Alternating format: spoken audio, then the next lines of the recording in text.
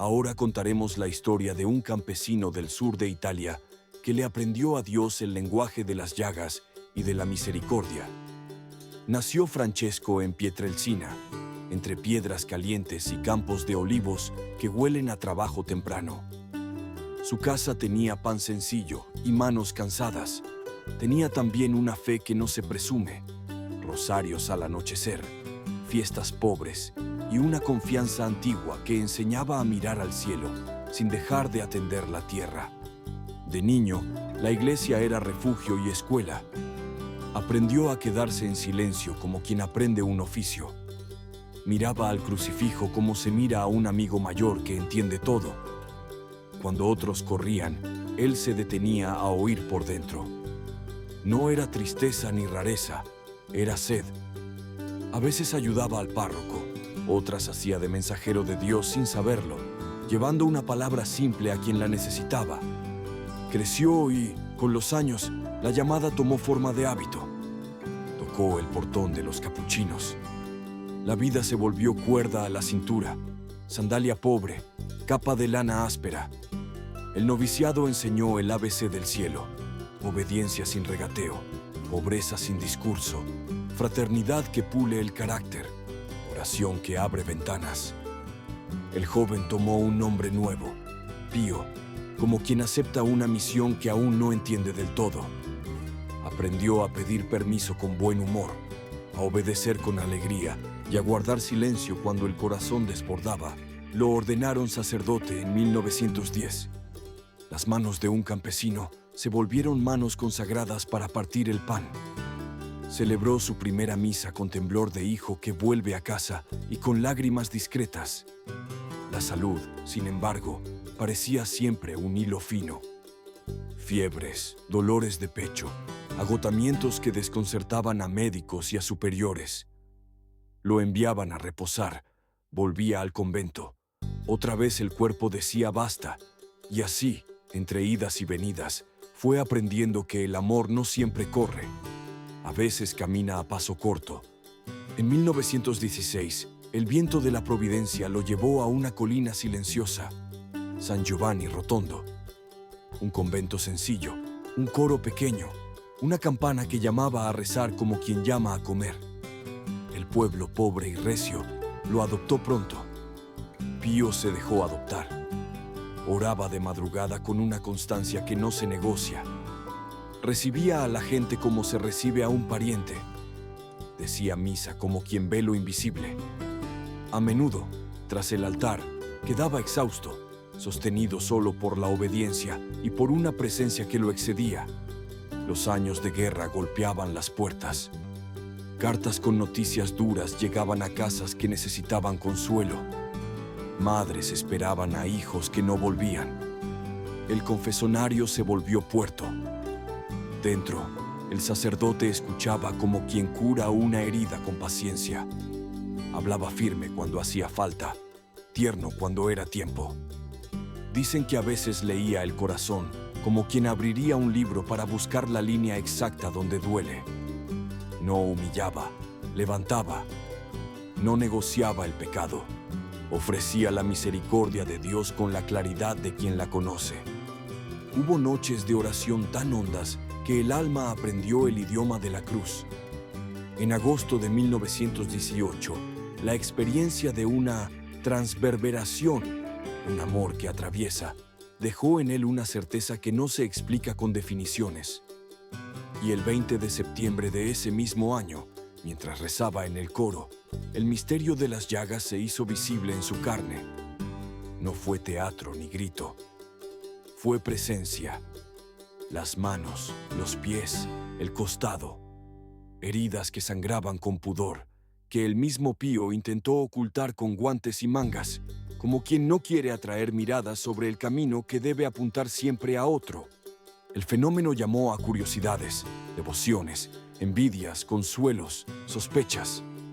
La iglesia, madre prudente, preguntó. Vinieron médicos, informes, pruebas, cartas. Hubo años de obediencia silenciosa y de restricciones dolorosas. Le prohibieron por un tiempo celebrar misa públicamente o confesar. lo apartaron de algunos encargos. Él no discutió. Sufrió y obedeció. Lloró y obedeció. Rezó y obedeció.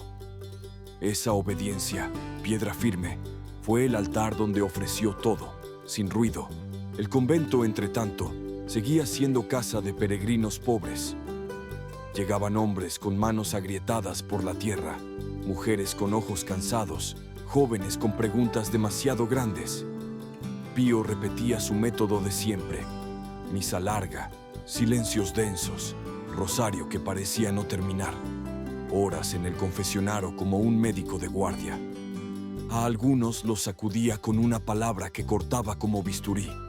A otros los abrazaba con una absolución que dejaba el alma respirando por primera vez en años. No era dureza, era medicina exacta para cada herida. Se contaron maravillas, curaciones de cuerpos, conversiones inesperadas, cartas respondidas con precisión imposible, olores de flores donde no había flores, presencias misteriosas en lugares lejanos. Él no se detuvo a coleccionar casos. Todo lo resumía en una petición: no se alejen de la misa, amen a la Virgen, recen el rosario, sean sinceros en confesión, confíen. Lo extraordinario no le interesaba como espectáculo, sino como puerta para entrar en lo esencial. La fama creció sin permiso. También los ataques. Hubo quienes inventaron, quienes exageraron, quienes juzgaron sin conocer. Pío soportó con la paciencia de un árbol. Cuando la tentación de defenderse con estruendo asomaba, se refugiaba en lo de siempre: el sagrario, el rosario, la obediencia. El diablo, así lo contaba con sobria naturalidad, no soporta la paciencia ni soporta la humildad. Por eso se escuchaban ruidos en la celda, golpes, nocturnos asaltos del enemigo que intentaba torcer su paz. Él respondía con una cruz, con un Jesús, María, con un acto de abandono. La salud siguió siendo frágil. Vendajes cambiados con cuidado, dolores que no aparecen en los partes, cansancios que no caben en las agendas. Y, sin embargo, la jornada era siempre la misma: madrugada de oración, misa celebrada con todo el corazón, confesonario hasta el atardecer, rosarios por decenas. Al caer la noche, se derrumbaba como cae un soldado después de la batalla, con una sonrisa de hijo que sabe que ha hecho lo que debía hacer. Así pasó el primer tramo de su vida pública. En una esquina pequeña del mapa, un torbellino de misericordia que se extendía en cartas y en viajes interiores. En un coro humilde, una liturgia que encendía la esperanza. En un confesonario, una clínica de almas abiertas de par en par. En un celda, un combate silencioso que no salía en los periódicos.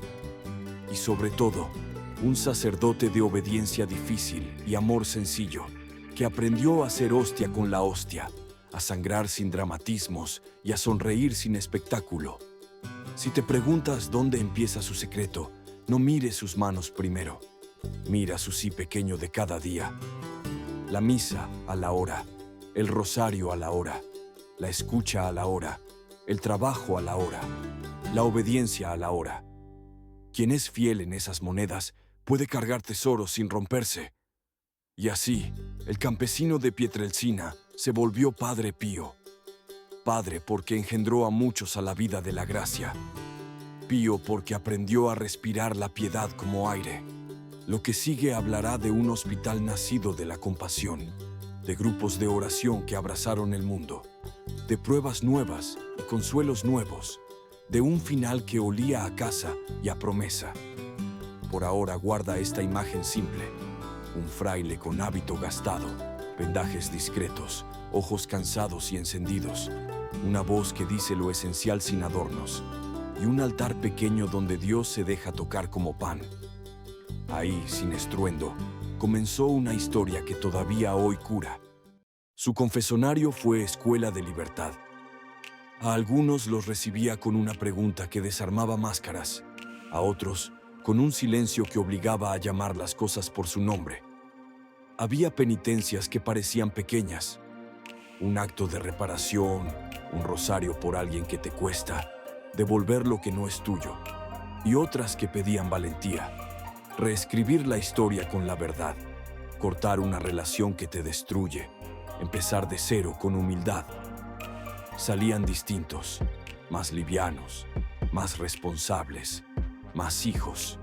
Entre confesión y confesión, una locura hermosa comenzó a tomar forma. Un hospital nacido de la compasión y de la fe. Había visto demasiados enfermos sin un lugar digno. Soñó una casa de alivio del sufrimiento que fuera más que paredes. Hogar de ciencia y caridad, de técnica y ternura. Gente de buena voluntad, médicos generosos, benefactores pequeños y grandes, voluntarios con manos y tiempo. Todos pusieron ladrillos de distintos tamaños. Cuando se abrieron las puertas, el dolor de muchos encontró allí camas limpias, tratamientos serios, miradas que no medicaban solo el cuerpo. Era evangelio con bata blanca. A la par, nacieron y crecieron grupos de oración, comunidades sencillas que se reunían para rezar, para formarse, para sostenerse en la caridad. El mundo de posguerra necesitaba pulmones. Esos grupos, en barrios, parroquias, hospitales, universidades, se volvieron redes discretas de esperanza. Pío les pedía 3 cosas: fidelidad a la Iglesia, amor a la Eucaristía y al Rosario, y caridad concreta. No acumulen devociones como medallas, decía. Practiquen el amor que no hace ruido. La fama siguió creciendo, y con ella, el ruido inevitable. Volvieron inspecciones, cartas severas, decisiones que dolían. Hubo temporadas en que le limitaron ministerios, le prohibieron ciertos contactos, lo encerraron en obediencias que otros hubieran considerado humillantes. Él eligió el camino angosto. Acató. Lloró por dentro, sí, pero no soltó la cuerda de la paz. Un día escribió a un hijo espiritual: obedece y quedarás en paz. Lo vivía antes de escribirlo. Las noches seguían siendo campo de batalla, donde el enemigo tantea fisuras. Golpes, burlas, sombras, ruidos. Lo contó sin dramatismo, con la misma naturalidad de quien habla de un perro que ladra y al que no conviene alimentar. La mejor respuesta, repetía, es la paciencia, la confesión sincera, la comunión frecuente, el rosario bien rezado, el trabajo bien hecho, la obediencia sin teatro. La luz, cuando se sostiene en lo pequeño, termina por cansar a la oscuridad. Llegaban cartas por miles. Dicen que su mesa parecía un puerto de sobres, historias que pedían oración, diagnósticos, consejos, agradecimientos. A muchas respondía con una frase que hoy suena a medicina preventiva: ora, espera y no te inquietes. En otros casos, su consejo era quirúrgico: cambia esto, perdona ya, descansa, busca un buen médico y confía, repara el daño, deja esa relación, vuelve a misa. No se creía brujo, se sabía pastor. No prometía caminos sin cruces, ofrecía compañía para cargarlas. Su misa tenía algo de montaña y de valle. Subía con él la asamblea a un silencio que hacía posible escuchar el latido de Dios. Bajaba después con la bendición como lluvia fina que entra en los surcos de cada vida. Cuando levantaba la hostia, el tiempo parecía detenerse. Muchos decían que ahí encontraron la fe que creían perdida. Otros, la fuerza para volver a amar al esposo, a la esposa, a los hijos. Otros, la valentía para cerrar la puerta al pecado que se había hecho costumbre. La liturgia, en sus manos heridas, era una escuela de amor. En el hospital, la caridad se volvió ciencia. Médicos que no trataban números, sino personas. Enfermeras que sabían que una mano tomada es analgesia. Voluntarios que entendieron que una sala limpia también es evangelio. Pío los visitaba cuando podía, pedía excelencia sin soberbia, recordaba a todos que la pobreza no es descuido y que la dignidad empieza por la sabana limpia y la mirada directa. La casa del alivio se fue llenando de historias que los periódicos no cuentan. Un anciano que muere acompañado, una madre que se recupera y vuelve a abrazar a su bebé, un niño que aprende a pronunciar gracias después de un susto grande. Mientras tanto, el mundo cambiaba de cara. Nuevas costumbres, nuevas dudas, nuevas heridas. Pío no se volvió guardián de museo, se volvió centinela. A los jóvenes les pedía valentía para la pureza y para la verdad. A los matrimonios, fidelidad, humor y humildad. A los empresarios, justicia y salarios a tiempo. A los políticos, servicio real. A los sacerdotes, oración y cercanía. A los enfermos, ofrecer sin resignación. A todos, que la devoción no tape la caridad. Si alguno quería atajos, le devolvía al camino estrecho. El cielo no se compra, se recibe, y se recibe con manos vacías y corazón ocupado en amar. Los últimos años lo encontraron pequeño de fuerzas y grande de paz. Caminaba corto, respiraba despacio, escondía las manos en guantes para no distraer. Las llagas seguían ahí, discretas, enseñando sin palabras que el amor deja huellas. Repetía el rosario como quien respira, hilando misterios con nombres. Hijos espirituales, enfermos, misioneros, pecadores, gobernantes, obreros. Por la noche, ofrecía su dolor con una sencillez que desarma. Sé tú, Señor, el que consuele. Septiembre de 1968 comenzó como comienzan los meses que no saben que serán últimos, con agendas simples y almas en fila. Celebró, confesó, sonrió, rezó. En la madrugada del 23, el camino se hizo umbral. Dicen que las llagas, las visibles, desaparecieron como se apaga una lámpara cuando ya ha amanecido, dejando señales blancas como cicatriz de amor. Partió como un pobre que vuelve a casa, con el rosario en los dedos y el nombre de Jesús en los labios. La gente lloró con gratitud, y el mundo, al menos el mundo de los que lo conocían, se hizo un poco más silencioso. No acabó ahí su tarea. La devoción creció, no como fan club, sino como fruto de vidas cambiadas. El hospital siguió atendiendo. Los grupos de oración siguieron rezando. Los confesionarios aprendieron a abrir más horas. Hombres y mujeres de todos los oficios comenzaron a llevar lo que habían aprendido junto a él a sus propias esquinas. El médico a su guardia, la maestra a su aula, el mecánico a su taller, la administradora a su oficina, el joven a sus decisiones, el anciano a su paciencia. Años después, la Iglesia lo señaló como santo no para encerrar su vida en un libro, sino para proponerla como camino.